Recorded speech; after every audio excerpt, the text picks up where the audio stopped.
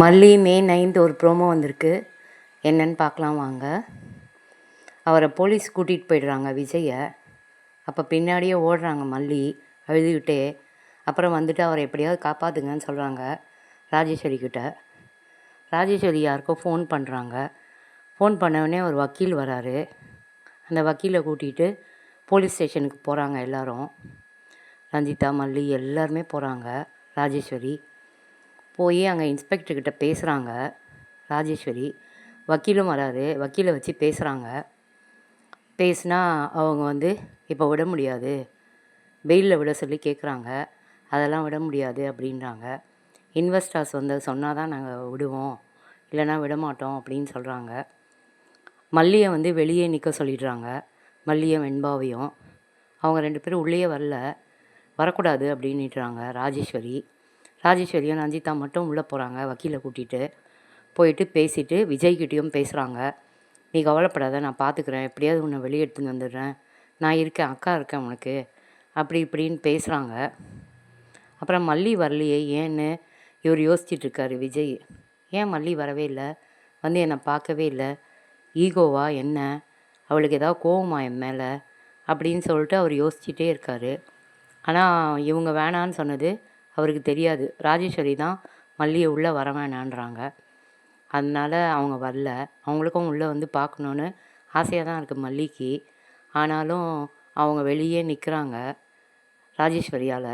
ராஜேஸ்வரி உள்ளே வந்துட்டு அப்படியே பாசமாக பேசுகிறாங்க. நான் பார்த்துக்கிறேன்டா, எப்படியாவது உன்னை வெளியே எடுத்துன்னு வந்துடுறேன், அப்படி இப்படின்னு சொல்லிவிட்டு ஆறுதல் சொல்கிறாங்க. நீ ஒன்றும் கவலைப்படாத, நான் பார்த்துக்கிறேன் எல்லாமே அப்படின்றாங்க. இல்லைக்கா, நான் வந்து என் மேலே தப்பே இல்லை, எப்படி இப்படி ஆச்சு, யாரோ வேணும்ட்டே பண்ணுறாங்க அப்படின்னு சொல்லிட்டு விஜய் சொல்கிறாரு. அதெல்லாம் நம்ம பார்த்துக்கலாம், நம்ம வக்கீல் வந்துட்டார்ல, வக்கீல் எல்லாமே பார்த்துப்பாரு அப்படின்னு சொல்லிட்டு சொல்கிறாங்க ராஜேஸ்வரி. ரஞ்சிதாவும் கூடயே தான் நிற்கிறாங்க. 2 பேரும் நின்றுட்டு தான் இருக்காங்க அப்படியே. அப்புறம் சரின்னு பேசிவிட்டு நான் வீட்டுக்கு கிளம்புறேன்னு சொல்லிட்டு வீட்டுக்கு வராங்க. நான் எப்படியாவது பேசி உன்னை எடுத்துடுறேன் வெளியேன்னு. வீட்டுக்கு வந்து உட்காந்துட்டு அந்த வக்கீலும் வராரு. உட்காந்து பேசிகிட்ருக்காங்க. அப்போ சொல்கிறாங்க ராஜேஸ்வரி, அவனை எப்படியாவது 2 வருஷத்துக்கு வெளியே வர முடியாமல் ஜெயிலில் போட்டுருங்க. அப்போ தான் நான் வந்து இந்த கம்பெனிக்கு வந்து இது மேனேஜர் ஆக முடியும் அப்படின்னு சொல்கிறாங்க, சேர்மேன் ஆக முடியும் அப்படின்றாங்க. அவரும் நான் பார்த்துக்கிறேன் மேடம், நீங்கள் கவலைப்படாதீங்க, நான் எப்படியாவது கண்டிப்பாக அவரை வந்து 2 வருஷம் உள்ளே இருக்கிற மாதிரி வச்சிடுறேன், அதெல்லாம் வந்து ரொம்ப கஷ்டமே இல்லை, ரொம்ப ஈஸி தான், நீங்கள் ஒன்றும் கவலைப்படாதீங்க, எனக்கு சேர வேண்டிய ஃபீஸை மட்டும் கரெக்டாக அனுப்பிடுங்க, நான் கரெக்டாக எல்லாம் பண்ணிடுறேன் அப்படின்றாங்க. இதை கேட்டுக்கிட்டே உள்ளேருந்து வெளியே வராங்க மல்லி. கையில் ஒரு தட்டு வச்சுருக்காங்க. காஃபி எடுத்துகிட்டு வராங்க வக்கீலுக்கு. அப்படியே டம்மால்னு கீழே போடுறாங்க அந்த தட்டை. இவங்க சொல்கிறத கேட்டு விஜயை உள்ளே அனுப்புறதுக்கு இவங்க வக்கீல் வச்சுருக்காங்களே அப்படின்னு அதிர்ச்சி ஆகிடுது அவங்களுக்கு. அப்படியே கண்ணில் தண்ணியாக வருது. அப்புறம் அவங்க வக்கீல் போனோடனே வந்து கேட்குறாங்க, என்ன நீங்கள் இப்படி பண்ணுறீங்க, உங்கள் தம்பின்னு கூட உங்களுக்கு பாசம் இல்லையா, அவரை எப்படியாவது வெளியே எடுத்துகிட்டு வாங்க, என் மேலே இருக்கிற கோவத்தில் அவரை வந்து உள்ளே போடாதீங்க, அவர் பாவம், அவர் ரொம்ப நல்லவர், அவர் வந்து எல்லாமே நேர்மையாக உண்மையாக நடக்கிறவர், அவரை வந்து இந்த மாதிரி பண்ணாதீங்க, பாவம் அவர், நீங்கள் என்ன வேணால் பண்ணுங்கள், பழி வாங்குங்க, அவரை மட்டும் எதுவும் பண்ணாதீங்க தயவுசெய்து அப்படின்னு சொல்லிட்டு கெஞ்சுறாங்க.